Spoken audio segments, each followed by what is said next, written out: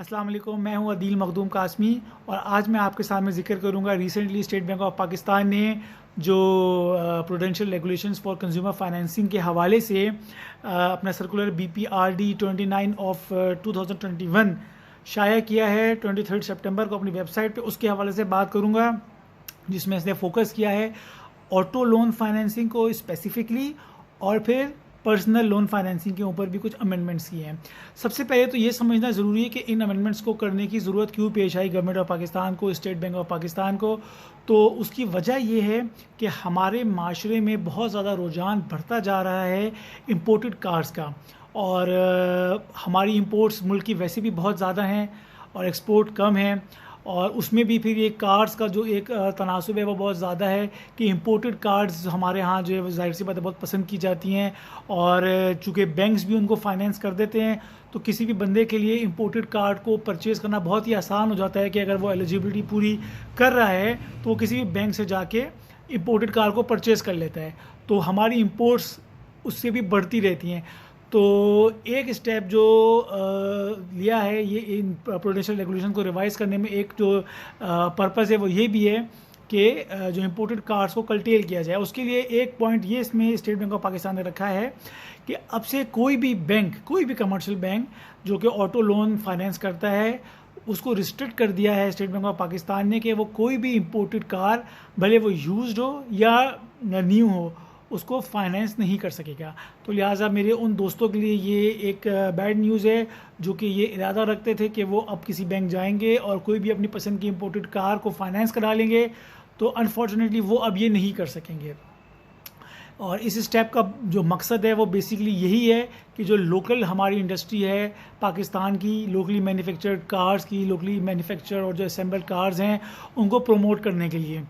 तो इसमें एक जो पॉइंट है वो ये है कि जो हमारी जो मिनिमम डाउन पेमेंट होती थी उसको 15% से बढ़ाकर 30% कर दिया है स्टेट बैंक ऑफ पाकिस्तान ने। यानी अब आप अगर कोई कार फाइनेंस करवाने जाएंगे तो 15% पहले आपको डाउन पेमेंट करना पड़ती थी, तो वो अब आपको मिनिमम 30% डाउन पेमेंट करनी पड़ेगी।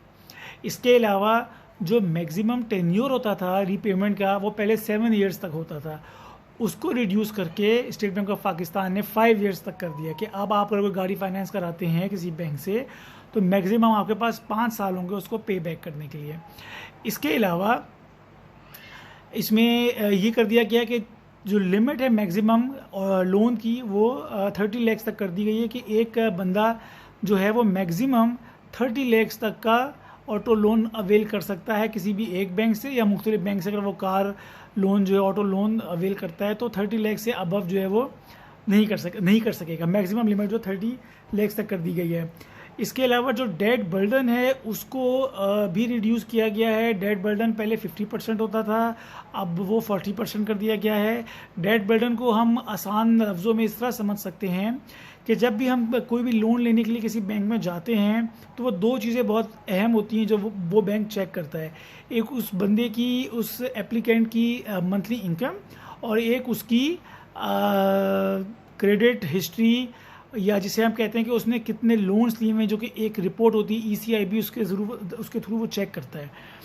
तो इसका कॉन्सेप्ट इस तरह से होता है कि अगर एक बंदा जिसकी कि मंथली इनकम 1 लाख रुपए है फॉर एग्जांपल, तो 50% डेट बर्डन रेशो का मतलब है कि वो इतनी अमाउंट का लोन ले सकता है कि जिसकी मंथली इंस्टॉलमेंट 50,000 से एक्सीड ना हो। इसको अब कम करके 40% कर दिया गया है। तो यानी कि अब वही बंदा जिसकी कि सैलरी 1 लाख रुपए अगर है मंथली इनकम, नेट इनकम, तो वो इतनी अमाउंट का लोन ले सकता है या इतनी अमाउंट का ऑटो लोन ले सकता है कि उसकी मंथली जो इंस्टॉलमेंट है वो 40,000 से एक्सीड ना हो। तो ये डेट बर्डन भी 50% से कम करके 40% कर दिया गया है। अच्छा, सबसे अहम बात ये कि जो तमाम जो ये जो रेगुलेशंस हैं, जो अमेंडमेंट है, ये फ़ौरन ही जो है विद इमीडिएट इफेक्ट जो है वो नाफिजुल अमल हो गई हैं। लेकिन इसमें कुछ एक्सेप्शंस हैं। वो एक्सेप्शंस ये हैं कि वो तमाम लोकली मैन्युफैक्चर्ड गाड़ियाँ 1000 सीसी तक जो पाकिस्तानी हैं वो इसे एग्जेम्प्टेड हैं। यानी मिसाल के तौर पे सुजुकी की जैसे वैगन आर है, ऑल्टो है, मेहरान, ये वो तमाम, खैर मेहरान तो अब ऑब्सोलीट है, लेकिन जैसे ऑल्टो है और वैगन आर है, कल्टस है, ये गाड़ियाँ जो 1000 सीसी तक की लोकली मैन्युफैक्चर्ड है वो इससे एग्जेम्प्टेड हैं। उनके लिए, उनको अगर आप फाइनेंस करवाने जाएंगे तो उनके लिए ये शराइत नहीं होंगी कि आप 7 ईयर्स से 5 ईयर्स कर दें या मिनिमम पेमेंट जो है वो 30% कर दें। ये चीज़ें उनके लिए नहीं होंगी। इसके अलावा जो रोशन डिजिटल की जो प्रोडक्ट है, रोशन अपनी कार, वो भी इससे एग्जेम्प्टेड है। और इसके अलावा अब आने वाले वक्त में जो इलेक्ट्रिक कार्स का भी एक ट्रेंड पूरी दुनिया में बनता जा रहा है, तो लोकली मैन्युफैक्चर्ड अगर इलेक्ट्रिक कार्स हैं तो उनको भी अगर आप फाइनेंस करवाने जाएंगे तो वो भी इससे एग्जेम्प्टेड होंगी। तो ये 3 जो हैं चीज़ें इससे एग्जेम्प्टेड हैं। बकिया जो है तमाम जो कार्स हैं उसके लिए जो अमेंडमेंट्स हैं वो मैंने आपके सामने पेश कर दी हैं। और एक पॉइंट ये है कि अब कोई भी इंपोर्टेड कार, भले वो यूज़ में और न्यू हो, उसको कोई बैंक जो है फाइनेंस नहीं कर सकेगा। मुझे उम्मीद है आपको आज की मेरी वीडियो बहुत अच्छी लगी होगी और बहुत इन्फॉर्मेटिव लगी होगी। और इसको लाइक कीजिए, कमेंट्स दीजिए और मेरे चैनल को अदील मखदूम कासमी को सब्सक्राइब ज़रूर कीजिए। इंशाल्लाह बहुत जल्द एक दूसरी वीडियो के साथ आपके सामने हाजिर होऊंगा। अस्सलाम वालेकुम।